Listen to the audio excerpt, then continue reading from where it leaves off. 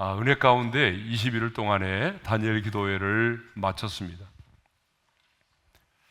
정말 우리 모두가 20일 동안 뜨겁게 하나님을 예배했고 또 간절한 마음으로 합심으로 기도를 했습니다. 여러분은 어떤 기도의 제목을 가지고 간절히 기도를 하셨나요? 저는요, 금번 다니엘 기도회 21일 동안 몇 가지 기도의 제목을 가지고 정말 간절히 기도를 했어요.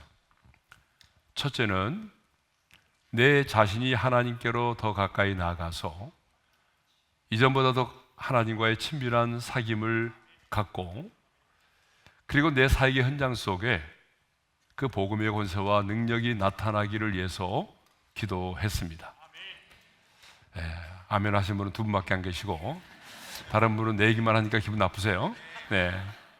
자, 두 번째로는요, 저의 2기 사역인 DNA 미니스트리 사역의 확장을 위해서 기도를 했습니다.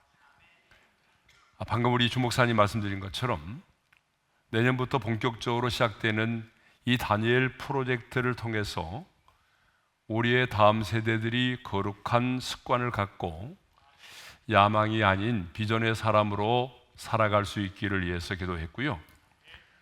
또 계속되는 선교사 영성 수련회와 목회자 멘토링을 통해서 힘들어하고 지쳐있는 많은 선교사님과 목회자들이 재충전돼서 다시 사역의 현장으로 돌아갈 수 있기를 위하여 기도했습니다. 지금 저를 위해서 물질로 후원하고 기도해 주시는 서포터즈들이 1,600명인데요. 저는 구체적으로 이번 다니엘 기도 끝나고 난 이후에 3,000명의 서포터즈들이 정말 저를 위해서 기도하고 우리 사역을 위해서 기도하고 물질로 후원한다면 좀 더 많은 선교사님과 우리 목회자들과 그리고 우리의 다음 세대들을 섬길 수 있겠구나라는 생각을 해보았습니다. 자, 세 번째는 저희 개인적인 기도의 제목이었어요. 여러분 잘 아는 것처럼 미국에 이제 제 아들이 있는데 제 아들에게는 기도 제목이 좀 많거든요. 만남의 축복을 위한 기도도 그렇지만 영주권을 신청을 했는데 아직까지 나오지 않아서 병원에도 출근하지 못하고 비자의 문제 때문에 또다시 학교를 다녀야 되는 그런 어려움에 봉착해 있었어요. 그래서 정말 제가 이번에 간절하게 하나님 앞에 기도를 했습니다. 여러분, 영주권이 나오려고 하게 되면 먼저 펌이 나와야 되고 오크 비자가 나오고 그리고 난 다음에 영주권이 나오잖아요. 그래서 정말 간절하게 21일 동안 하나님 앞에 부르짖어 기도하면서 정말 손바닥만한 작은 구름을 보여달라고 기도를 했어요. 그런데 어제가 끝나는 날인데 어제까지도 아무런 소식이 없는 거예요. 그래서 하나님, 좀 섭섭한 마음이 있었어요, 저도. 근데 아침 새벽에 연락이 온 거예요. 새벽에 이제 변호사한테 연락이 왔다는 거, 펌이 나왔다고. 손바닥만한 작은 구름을 보여달라고 기도했는데 정확하게 하나님이 21일째 끝나는 날에, 마지막 날에 하나님이 그 손바닥만한 구름을 보여주셨어요. 저는 그게 나오고 안 나오고의 문제보다도 더 중요한 것은 하나님께서 저의 기도를 들으셨다는 사실, 그리고 끝나는 날에 하나님이 그 손바닥만한 작은 구름을 보여주셔서 하나님이 일하고 계심을 더 분명하게 드러내 보여주셨습니다. 그래서 얼마나 감사했는지 모릅니다. 자, 오늘은요, 바울이 경험했던 그 육체의 가시에 대하여 생각해 보고자 합니다. 여러분, 혹시 가시에 찔려서 고생을 해보신 적이 있나요? 여러분, 우리가 살다 보게 되면 밭에서 일을 하다가도 또 일상생활에서 조그마한 가시에 찔릴 때도 있거든요. 저는 음식을 먹다가 가시에 찔려가지고요, 2번이나 병원에 가서 그 가시를 꺼낸 적이 있어요. 한 번은 제 신혼여행 때입니다. 제주도로 신혼여행 가는데 돈을 아끼기 위해서 3,000원짜리 매운탕을 먹었어요. 그런데 가시가 걸려가지고 5,000원 주고 병원에 가서 냈어요. 그리고 얼마 전에 이제 보리굴비를 먹다가 식당에서 또 가시가 걸렸어요. 그래서 화장실에 가가지고 그 가시를 꺼내 보려고 막 손가락을 넣어서 하는데 피만 나오고, 그리고 더 가시가 박혀버리더라고요. 근데 여러분, 가시가 박히니까 힘들어요. 말하기도 힘들고 침을 삼킬 때도 힘들고. 그래서 병원에 가서 꺼냈는데 부분 마취를 하고 꺼냈어요. 여러분, 우리가 이렇게 눈에 보이는 작은 가시라 할지라도 가시에 찔리면은 상당히 고통스럽습니다. 네. 그런데 오늘 본문 6절을 보게 되면 하나님의 사람 사도 바울에게도 뭐가 있었다고 그래요? 육체에 가시가 있었다라고 하는 거죠. 자, 7절 상반절의 말씀을 우리 한번 같이 읽어볼까요? 다 같이요. 여러 계시를 받은 것이 지극히 크므로 너무 자만하지 않게 하시려고 내 육체의 가시 곧 사탄의 사자를 주셨으니, 거기 보니까 육체의 가시라는 말이 나와요. 여러분, 이 가시라고 하는 말의 헬라의 원뜻을 보게 되면 말뚝, 끝이 뾰족한 나무 막대기라고 되어 있어요. 그러니까 여러분, 끝이 뾰족한 나무 막대기로 자기의 몸을 막 찌르는 것과 같은 고통과 아픔이 뭐예요? 그게 바로 가시라는 거예요. 그러면 사도 바울에게 있어서 육체의 가시란 어떤 것이었을까요? 여러분, 아주 학자들이 다양한 견해가 있어요. 바울이 겪었던 그 육체의 가시가 뭐냐 보게 되면요, 어떤 사람은 안질이라고 말해요. 어떤 분은요, 간질이라고 말해요.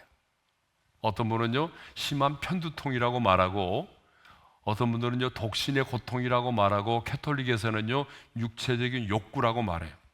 그리고 유대인들의 박해라고도 말하죠. 이전에는요, 많은 학자들이 안질이라고 봤어요. 왜 안질이라고 봤는가 하면은 사도 바울이 다메섹 도상에서 부활의 주님을 만났잖아요. 근데 그 빛이 종호의 빛보다 더 찬란해서 여러분, 바울이 시력을 잃었던 적이 있잖아요. 그리고 갈라디아 교회 성도들이 바울이 전하는 복음을 듣고 너무나 감사해서 자신들의 눈을 빼어주려고 했다. 그것을 보게 되면 사도 바울에게 있었던 그 가시는 바로 안질이었을 것이다 라고 많은 학자들이 주장을 했습니다. 근데 최근 들어서는요, 아니, 안질이 아니라 유대인들의 박해라고 보는 견해가 더 많아졌어요. 왜냐 그러면 구약에서 가시라고 하는 말이 하나님의 택한 백성들을 괴롭히는 가나안 족속을 가리킬 때에 가시라고 말한 적이 있거든요. 자, 사사기 2장 3절의 말씀을 우리 함께 읽겠습니다. 다 같이요. 그들이 너희 옆구리에 가시가 될 것이며. 예. 그러니까 문맥적으로 볼 때도 앞에 10장과 11장에서 바울은 자기 자신이 거짓 선지자들과 종교 지도자들과 정치 당국자들에 의해서 괴롭힘을 당했다라고 말을 해요. 또 10절에도 보게 되면 바울 자신이 능욕과 궁핍과 박해와 권고를 기뻐한다라고 말해요. 그러니까 이게 문맥적으로 보게 되면 유대인들에 의해서 받았던 박해를 말하고 있어요. 또 실제적으로 바울이요, 전도 여행을 할 때 보게 되면 바울이 전도하는 그 현장 속에는 누가 있었어요? 유대인들의 박해가 있었어요. 그래서 이 가시라고 하는 것은 유대인들의 박해를 의미한다라고 그렇게 보는 견해들이 더 많죠. 그런데 육체의 가시가 무엇이냐 하는 것은 별로 중요하지 않습니다. 그보다 더 중요한 게 있어요. 육체의 가시가 무엇이냐, 뭐 안질이냐, 편두통이냐, 유대인의 박해냐, 그것을 가지고 싸울 필요가 없어요. 그것이 무엇이냐라고 하는 것은 별로 중요하지 않아요. 더 중요한 것이 뭐냐 그러면 이렇게 사도 바울처럼 성령의 충만을 받고 능력 있는 삶을 살고 주님을 만난 이후에 결혼도 하지 않고 평생을 복음을 위해 살았던 하나님의 사람 바울에게도 이런 육체의 가시가 있었다라고 하는 것입니다.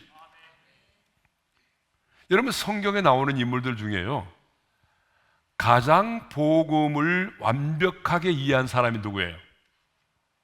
여러분, 사도 바울입니다.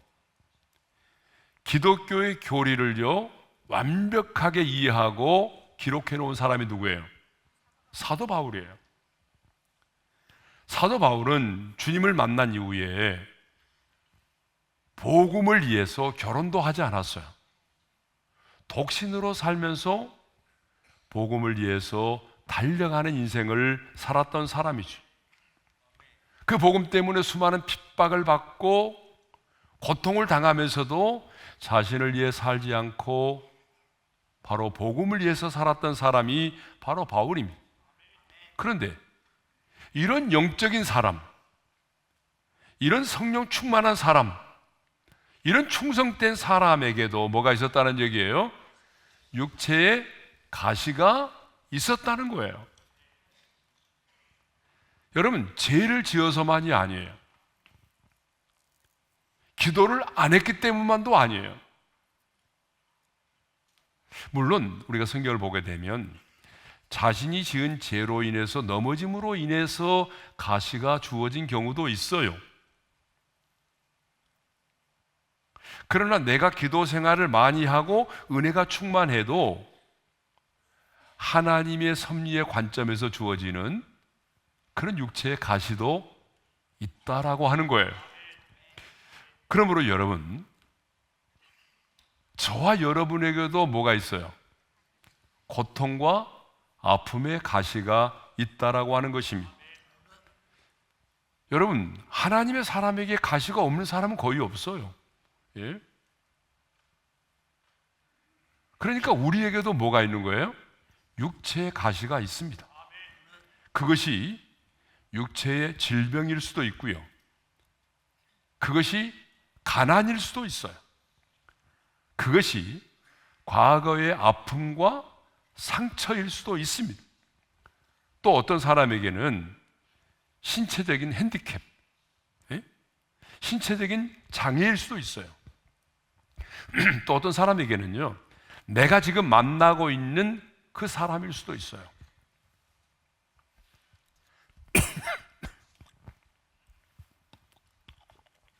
아니, 어떤 사람에게는 지금 내 곁에 있는 나를 낳아주신 부모, 내가 그토록 사랑하는 내 자녀, 내 곁에 있는 내 아내와 남편, 그러니까 내 주변에 있는 그 어떤 사람이 내 인생의 뭐가 될 수도 있어요? 육체의 가시가 될 수도 있다라고 하는 것입니다. 자, 그러면 사도 바울은 자신의 인생 가운데 육체의 가시가 주어졌을 때에 어떻게 했느냐라고 하는 것입니다. 사도 바울은 자신에게 이런 육체의 가시가 주어져서 막 고통과 괴로움을 당할 때에 어떻게 했을까요? 자, 우리 8절의 말씀을 우리 함께 읽어보겠습니다. 8절입니다. 다 같이요. 이것이 내게서 떠나가게 하기 위하여 내가 3번 주께 간구하였더니. 사도 바울은 육체의 가시가 주어졌을 때 어떻게 했다라고요? 예, 간구했다는 거야. 기도했다는 말이에요. 근데 이 육체의 가시가 떠나가게 하기 위해서 몇 번 기도했다고 말하고 있어요? 3번. 여러분, 3번 기도했다라고 하는 말은요, 문자적으로 정말 3번 기도했다는 말이 아니에요. 진짜 문자적으로 딱 3, 4번 기도했다는 말이 아니고요, 여러 번 간절히 기도한 것을 상징적으로 그렇게 표현한 겁니다. 그러니까 사도 바울은 자신을 찌르는 그런 가시가 주어졌을 때에 하나님 앞에 간절히 여러 번 기도했다는 것을 말하죠.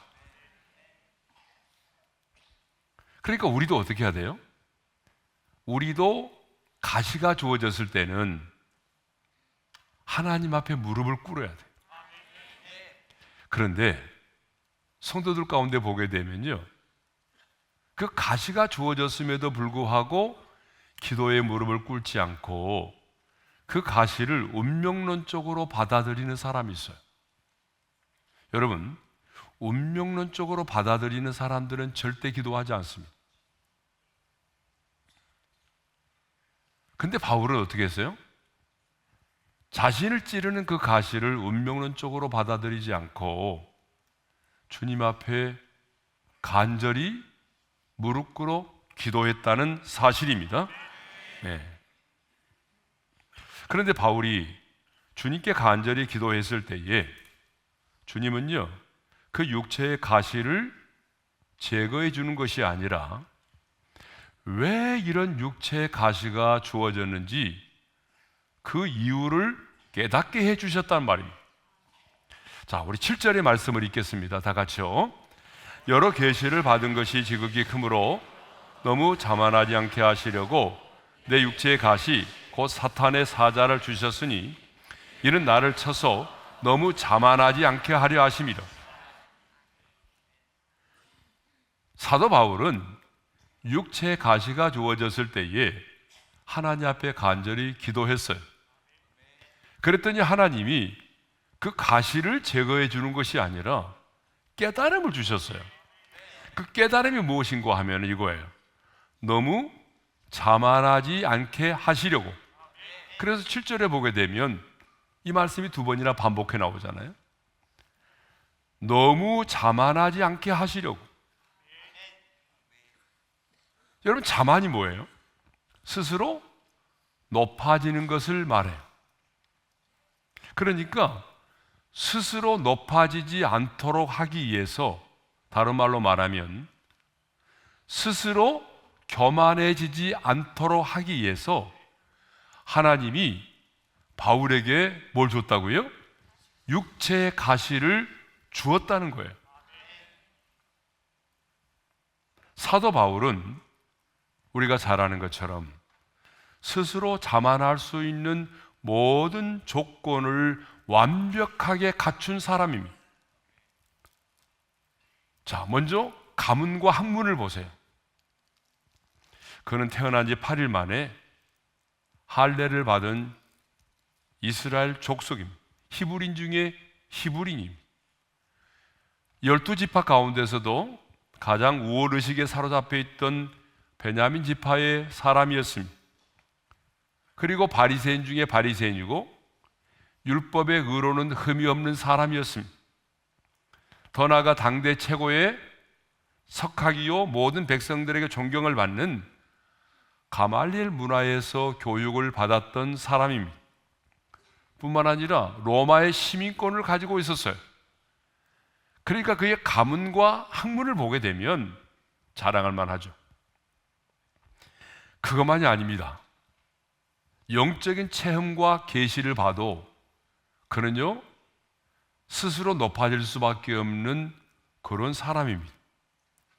자, 바울은요 누구보다도 영적인 체험을, 남들이 할 수 없는 신비한 체험을 했던 사람이죠. 주님을 만날 때도 모태신앙으로 태어나서 자연스럽게 주님을 만난 게 아니고 예수 믿는 사람들을 잡아 죽이려고 가다가 다메섹 도상에서 부활하신 주님을 빛 가운데 만났던 사람. 여러분, 이렇게 주님을 만나는 것도 쉽지 않잖아요, 그죠? 예? 그것만이 아니라 하나님께 이끌려 가서 셋째 하늘에 올라가서 하늘의 영광을 보았던 사람. 그러니까 유대인들은요 하늘을 3층 천으로 나눴어요. 그래서 첫 번째 하늘은 뭐 하는 곳이냐면 새가 날아다니고 구름이 머무는 곳을 첫 번째 하늘 1층 천이라고 그랬어요. 두 번째 하늘이 뭐냐 그러면 둘째 하늘은요 궁창 위에 물이 보관되어 있는 곳. 그러니까 궁창 위에 물이 보관되어 있는 곳. 세 번째, 셋째 하늘이 어떤 곳이냐 그러면 하나님과 천사들이 거하는 곳.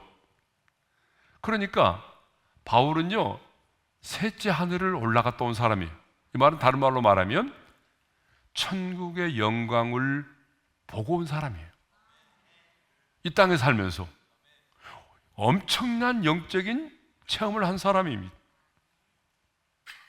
뿐만 아니라 바울은 예수 믿고 난 다음에 하나님으로부터 계시를 엄청나게 많이 받았어요. 그래서 바울은 우리가 얼굴 읽은 본문에도 보게 되면 뭐라고 말하죠? 여러 계시를 받은 것이 지극히 크므로 너무 자만하지 않게 하시려고 내 육체의 가시 곧 사탄의 사자를 주셨다라고 말하죠. 예. 그래서 신약 27권 가운데 무려 13권을 바울이 기록을 했습니다. 그리고 영적인 능력도 장난이 아니었어요. 자, 사람들이요, 바울의 몸에서 손수건과 앞치마를 가져다가 이렇게 병든 자에게 이렇게 얹혀 놓으면요, 병든 사람이 막 고침을 받고 막 귀신들이 떠나갔어요. 그가 복음을 전하는 현장 속에서 수많은 사람들이 예수를 믿었고 교회가 세워졌어요. 그러니까 바울은요, 가문으로 보나 학문적으로 보나 영적인 체험으로 보나 또 영적인 은사와 능력으로 보나 정말 완벽하게 교만해질 수밖에 없는 모든 것을 갖추고 있는 사람이었습니다. 그러니까요, 어쩌면 교만해지는 것은요, 시간 문제였어요. 네.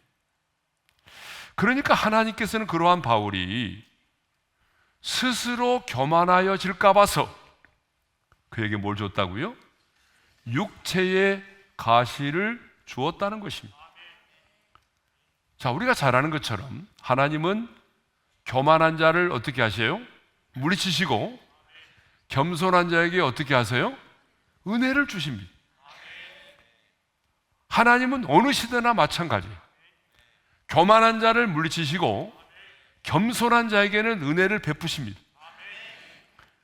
그러므로 여러분, 내가 아무리 영적으로 많은 것을 체험했고 남들이 알지 못하는 영적인 신비한 세계를 많이 알고 있고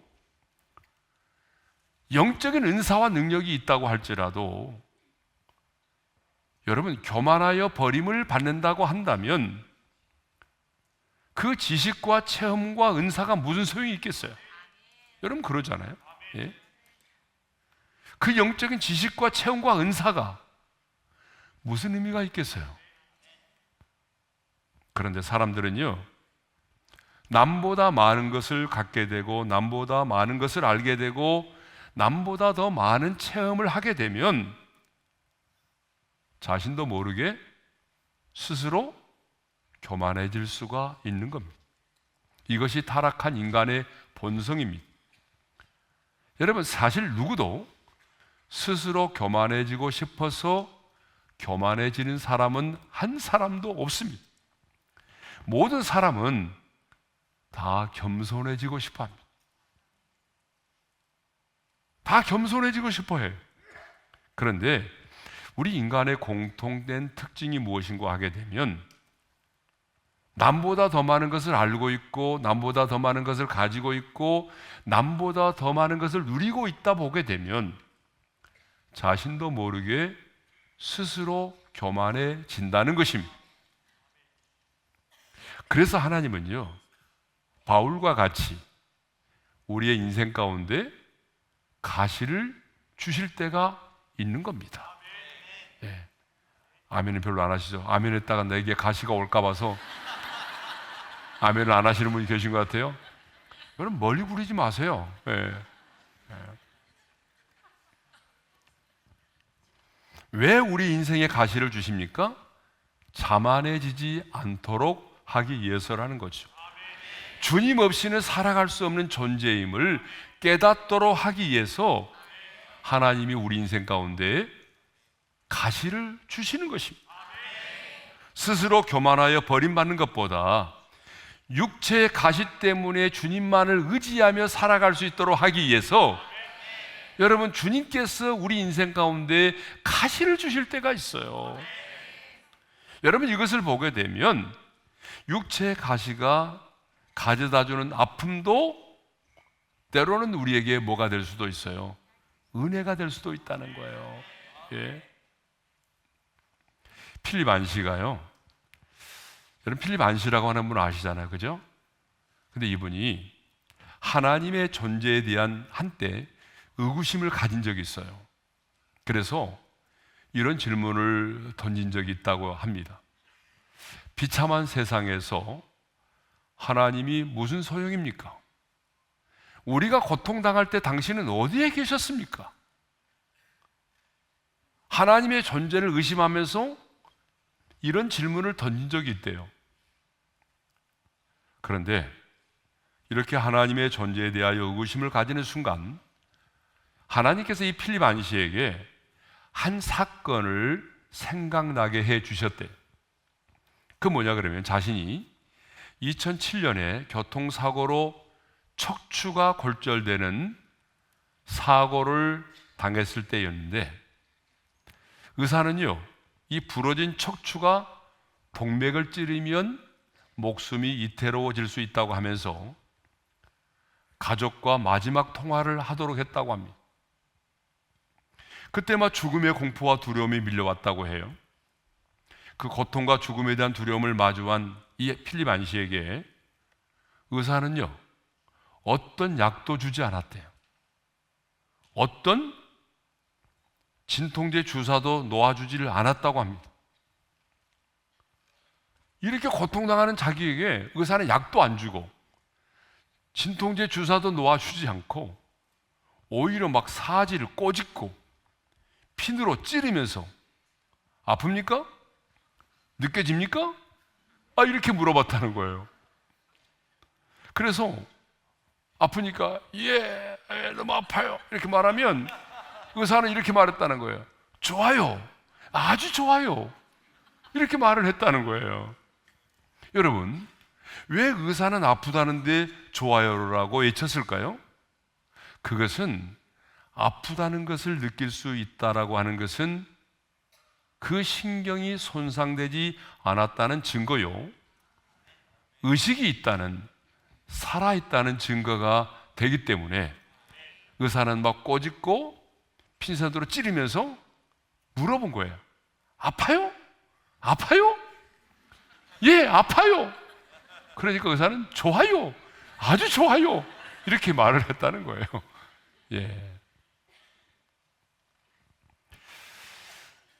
그렇습니다. 여러분, 우리 인생에도 마찬가지예요. 가시로 인한 아픔과 고통이 느껴진다면 내가 아직 살아있다는 증거입니다. 영적인 감각이 손상되지 않았다는 증거예요. 여러분, 영적인 감각이 완전히 무뎌진 사람들이 있어요. 그 영적인 감각이 무뎌진 사람, 양심이 화인 맞은 정도로 무뎌진 사람들은요, 영적인 감각이 없어요. 예? 이건 정말 문제거든요. 그러므로 여러분, 그 가시로 인한 찔림과 고통이 느껴진다면 자, 우리 어떻게 해야 될까요? 사도 바울처럼 가장 먼저 그 가시가 무엇이냐고 하는 게 중요한 게 아니라고 그랬잖아요. 일단은 나를 찌르는 고통과 아픔의 가시가 내게 주어지면 가장 먼저 하나님의 사람은 뭐 해야 돼요? 무릎을 꿇어야 돼요. 그리고 기도를 해야 됩니다. 예? 바울이 그랬어요. 그리고 간절히 기도하는 중에 왜 하나님께서 내 인생 가운데 이런 육체의 가시를 주셨는지 그 이유를 깨닫게 된 것입니다. 여러분, 우리가 시편 73편도 보게 되면 아삽이라고 하는 사람이 악인의 형통함을 보고 실족할 뻔했잖아요. 그러다가 하나님의 성소에 들어갈 때에야 그들의 종말을 내가 깨달았다고 그랬죠. 하나님의 성소에 들어갔다는 말이 무슨 말입니까? 하나님의 전에 들어가서 하나님을 예배하고 무릎 꿇어 기도하면서 비로소 악인들의 종말을 깨달았다는 거 아니에요. 예? 그러므로 여러분, 어떤 가시가 내게 주어진다면 사람마다 가시는 다 달라요. 제가 말씀드렸잖아요. 어떤 사람에게는 그 가시가 재정의 어려움도 있고 또 육체 질병일 수도 있고 사랑과의 관계일 수도 있고 다양해요. 너무 다양해요. 네. 그런데 일단 그 가시로 인한 고통과 아픔이 주어지면 우리는 어떻게 해야 돼요? 납작 엎드려서 먼저 기도해야 합니다. 그래야 이 가시가 나의 잘못으로 인하여 주어진 것인지, 아니면 나의 게으름과 악함 때문에 주어진 것인지, 아니면 나의 탐욕 때문에 주어진 것인지, 아니면 내가 청지기로서 나의 시간과 물질을 내가 제대로 관리하지 못했기 때문에 주어진 것인지, 아니면 나로 하여금 자만하지 않도록, 교만하지 않도록 하나님께서 하나님의 섭리의 관점에서 주어진 것인지, 여러분, 그 깨달음을 얻을 수가 있는 것입니다. 자, 바울은 하나님께 육체의 가시를 내게서 떠나가게 해달라고 3번이나 간절히 주께 기도했습니다. 그런데 하나님은 직접 바울에게 이렇게 말씀하셨어요. 천사를 통하지도 않고 직접 하나님께서 바울에게 이렇게 말씀하셨습니다. 자, 9절 상반절입니다. 다 같이요. 나에게 이르시기를 내 은혜가 내게 족하도다. 분명히 바울은 지금 어떻게 기도했어요? 육체의 가시를 내게서 떠나가게 해달라고 기도했어요. 그것도 3번이나, 아니 3번만이 아니라 정말 여러 차례 간절히 기도했어요. 그런데 하나님은 그 육체의 가시를 제거해 주는 것이 아니라 이렇게 말씀하셨다니까요. 내 은혜가 어떻게 해요? 내게 족하도다. 내 은혜가 내게 족하도다.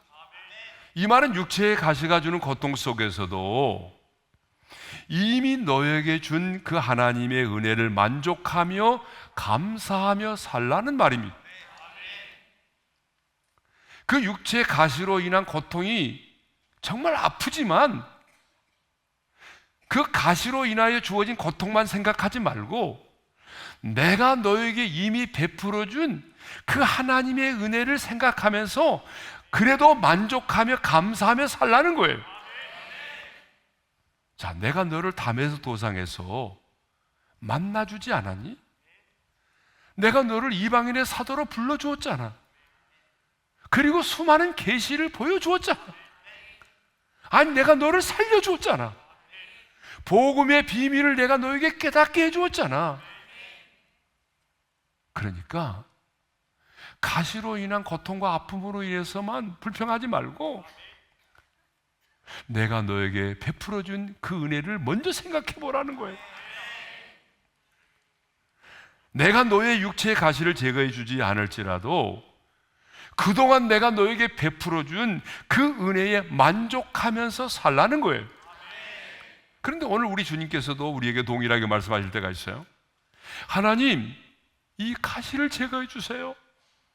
이 가시가 내 가정에서 떠나가게 해주세요. 이렇게 기도하는데 하나님의 응답은 가시를 제거해 주는 것이 아니라 내 은혜가 내게 족하도다.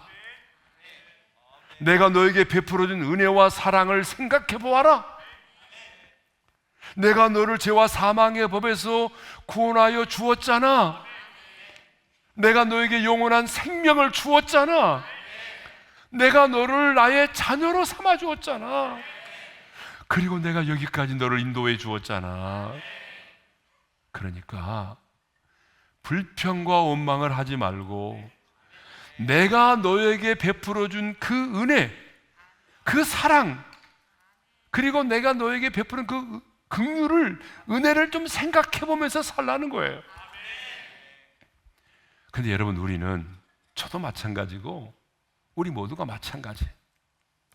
하나님이 내게 베풀어 주신 은혜와 축복은 너무나 쉽게 잊어버려요.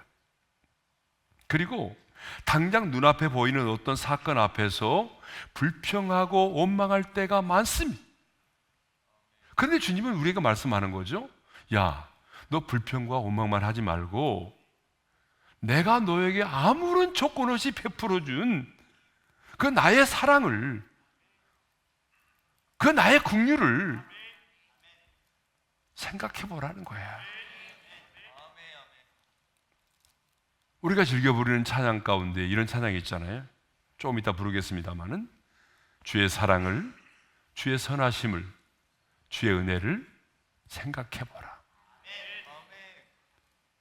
그러니까 가시만 생각하지 말고 내가 너에게 베풀어 준 그 주님의 사랑과 주님의 선하심과 주님의 은혜를 먼저 생각해 보라는 거예요. 그런데요, 엄밀하게 말하면 내 은혜가 내게 족하도다라고 하는 이 말은요, 기도의 거절이에요. 하나님은 육체의 가시를 제거해 달라고 하는 바울의 간절한 기도를 거절하신 거예요. 그러나 바울은 기도의 거절도 하나님의 은혜임을 깨달았습니다. 거절도 하나님의 은혜라는 사실을 깨달았어요. 만일 우리가 원하고 바라는 대로 하나님이 우리의 기도에 다 응답하신다면 여러분, 세상이 어떻게 될까요? 이 세상은요, 요지경이 될 겁니다. 여러분 한번 생각해 보세요. 여러분들이 원하고 바라는 대로 하나님이 다 기도 응답해 주셨다. 그러면 지방대학은 망해요. 여러분, 다 여러분의 자녀가 스카이 대학 들어가는 거 아니에요? 예? 다 여러분의 자녀들이 좋은 직장만 다니는 거 아니에요? 그럼 누가 일을 하는 거예요? 누가 청소는 누가 하죠? 이 세상은요, 우리 탐욕 때문에 여러분 세상은 망하고 말 거예요. 우리 하나님은 우리의 모든 기도를 들으십니다. 들으실 뿐만 아니라 응답하십니다. 그런데 우리가 원하는 대로 응답해 주시는 분이 아니십니다. 나는 그 하나님이 너무 좋습니다. 만일에 하나님이 여러분 우리가 원하는 대로 응답을 해 주신다고 한다면 저는 그 하나님은 좋으신 하나님이 아니라고 분명히 믿습니다. 자, 그래서 제가 언젠가 다니엘 기도회 때 우리의 기도의 응답에는 세 가지가 있다라고 말씀드린 적이 있어요. 여러분 아마 다 기억하실 거예요. 자, 첫 번째가 뭐예요? Yes. 그래, 알았어. 그래서 하나님 곧바로 응답해 주시는 경우도 있죠. 두 번째로 Wait, 기다려. 여러분, 청교도였던 토마스 왓슨은요, 하나님이 왜 우리의 기도를 응답을 지체하시는가? 왜 하나님이 기도의 응답을 지체하시는가? 그 이유를요, 네 가지로 정리했더라고요. 참고할 필요가 있어요.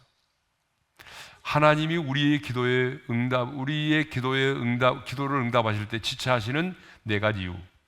첫째로, 하나님이 우리의 기도하는 소리를 더 듣고 싶어 하시기 때문에. 기도는 하나님과의 친밀한 대화고 사귐이에요. 근데 우리는요, 기도 응답이 주어지면 다음 날부터 생각이 달라져요. 기도의 간절함도 사라지고 새벽 기도도 안 나오게 되고요, 기도 시간도 줄어들어요. 주님은 수없이 경험하셨거든요. 두 번째로, 우리를 더 겸손하게 하기 위함이라. 그러니까 지금 기도를 응답해 주면 교만해질 가능성이 많다는 거예요. 그래서 좀 더 우리를 연단하고 겸손하도록 하기 위해서. 세 번째, 하나님이 응답해 주셔도 아직 우리가 준비가 되지 않았다는 거예요. 하나님, 저에게 이런 물질의 문제 해결해 주세요. 근데 하나님 보셨을 때에 이 물질 주면 반드시 주님 떠날 걸 알아요. 이 물질 때문에 영혼이 타락할 걸 믿어요. 알고 있어요. 준비가 안 돼 있어요. 물질의 청지기로서 준비가 안 돼 있어요. 하나님이 그 자리에 올려놓았을 때에 그것 때문에 하나님을 떠난다는 거 알고 있어요.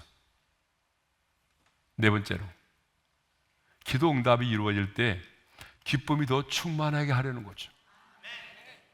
그래서 하나님은요, 인생의 밤 사경에 기도에 응답하실 때가 참 많아요. 저도 마찬가지죠.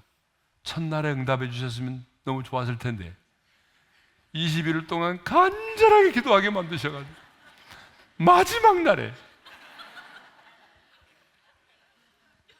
우리 하나님은 그런 분이세요. 예. 그러니까 기다리라고 하는 것은 그냥 기다리라고 하는 것이 아니라 언제나 우리로 하여금 기대하면서 기다리라는 것입니다. 세 번째로는요, no, 안 돼. 하나님은 우리가 기도하자마자 곧바로 알았다 하시면서 응답해 주시는 경우도 있지만 그건 안 돼, 그건 안 돼 라고 말씀하시면서 거절하시는 경우도 있다는 것입니다. 여러분, 사실 어린 아이들이 예리한 칼을 막 달라고 얘기하게 되면 그것을 주는 부모가 없죠. 여러분 그러잖아요. 예리한 막 면도칼을 달라고 하는데 안 준다고 막 떼장을 부리고 울어대는데 그래 주는 부모가 없죠. 예. 그걸 주는 부모는 아주 나쁜 부모잖아요. 우리 하나님도 마찬가지예요. 예.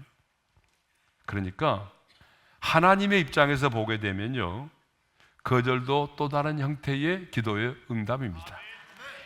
자, 이렇게 하나님은 우리가 기도할 때에 곧바로 응답하시기도 하십니다. 그런데 어떤 때는요, 아직 때가 아니야 라고 말씀하시면서 기다리라고 말씀하실 때가 있죠.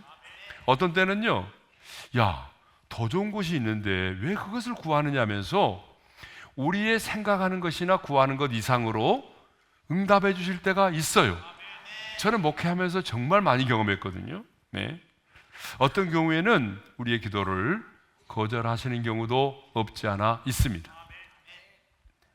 많은 사람들은요, 내 인생의 어떤 문들이 열리는 것만을 응답이라고 생각합니다. 또 어떤 분들은요, 채워주심만이 응답이라고 생각합니다. 그러나 여러분 보세요. 때로는 막으시고 닫아주심이 은혜가 될 때도 있습니다. 여러분, 내 손에 잡혀지는 것만이 아니고 내 손에서 사라지는 것도 기도의 응답일 때가 있어요. 바울은 아시아에서 말씀을 전하고자 했습니다. 그래서 비두니아로 가고자 했어요. 그런데 예수의 영이 허락하지 않았어요. 성령이 막으셨어요. 마게도냐로 건너와서 우리를 도우라 환상을 보았어요.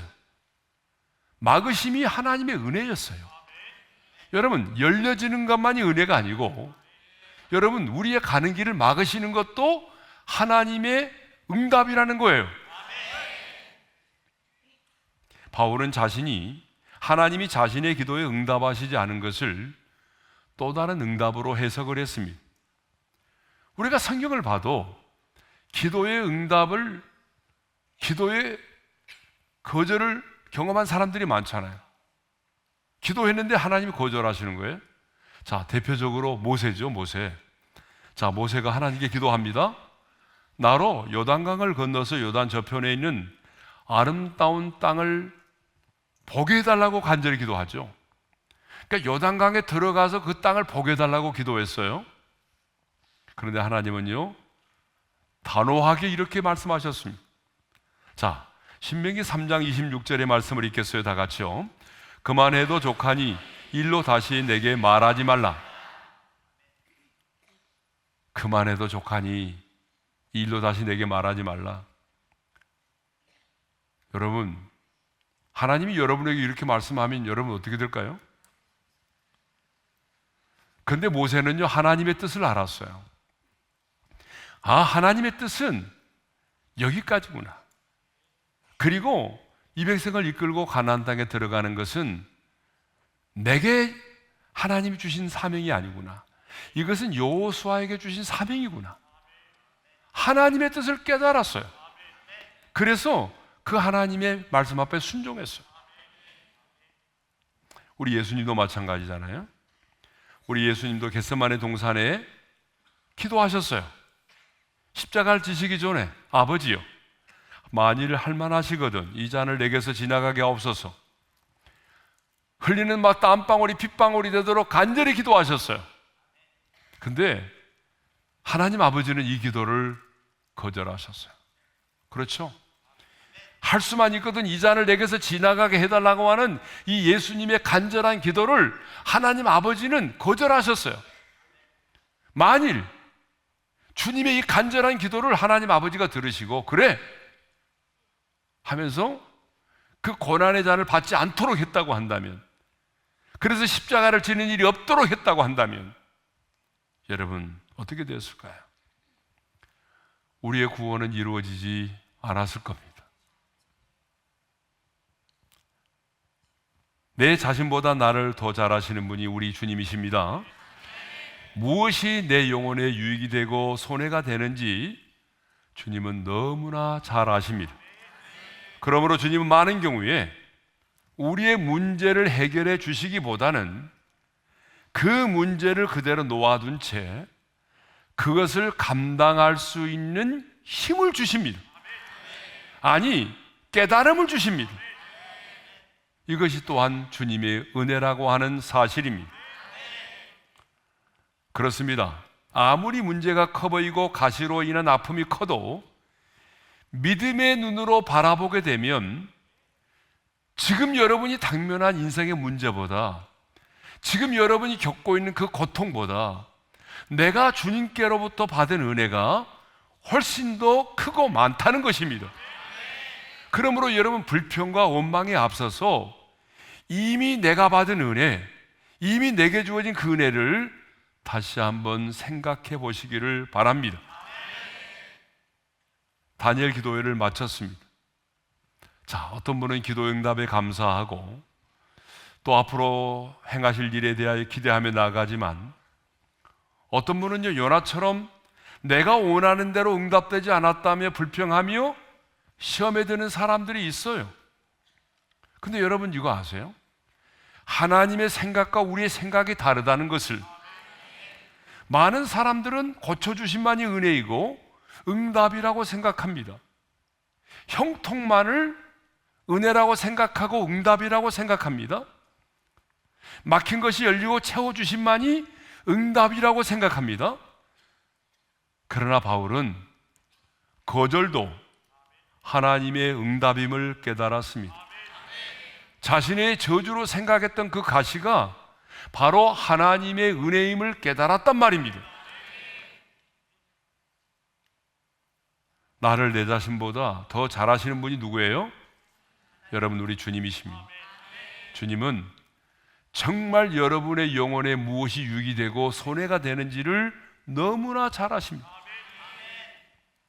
그래서 많은 경우에 문제를 해결해 주기보다는 그것을 감당해낼 수 있는 믿음을 주시고 힘을 주시고, 그래서 고난을 이겨내게 하십니다. 바울은 육체의 가시가 내게서 떠나기 위해서 기도했지만 기도를 통해서 가시 속에 숨겨진 뭘 봤을까요? 하나님의 은혜를 발견했던 것입니다. 혹시 우리 중에 이 육체의 가시 때문에 아파서 울고 있는 분이 계십니까? 가시를 가시로만 보지 말고 이 가시 속에 숨겨진 하나님의 은혜를 볼 수 있기를 바랍니다. 사랑하는 성도 여러분, 우리 모두에게는요 크든지 작든지 간에 가시가 있어요. 어쩌면 그 가시가 멀리 있지 않고 가장 가까이 있을 수도 있습니다. 하지만 그 가시가 무엇이냐 하는 것은 우리에게 별로 중요하지 않습니다. 왜냐하면 우리가 그 가시로 인하여 오랜 시간 주님 앞에 무릎 꿇을 수만 있다면, 아니 기도 중에 내 은혜가 내게 족하도다라고 하는 주님의 음성을 들을 수만 있다면 그 가시는 저주가 아니라 하나님의 은혜가 되기 때문입니다. 더 나아가 그 가시 때문에 우리가 낮아지고 그 가시 때문에 우리가 겸손하고 주님을 의지할 수만 있다면, 여러분 그 가시는 물론 우리에게는 고통이지만 저주가 아니라 하나님이 우리를 위하여 예비하신 축복이 될 수 있다는 사실입니다. 그러므로 더 이상 여러분의 가시 앞에서 여러분의 인생을 포기하지 않기를 바랍니다. 더 이상 여러분의 가시 앞에서 눈물을 흘리지 않기를 바랍니다. 여러분에게 주어진 가시는 저주가 아니라 감추어진 하나님의 은혜입니다.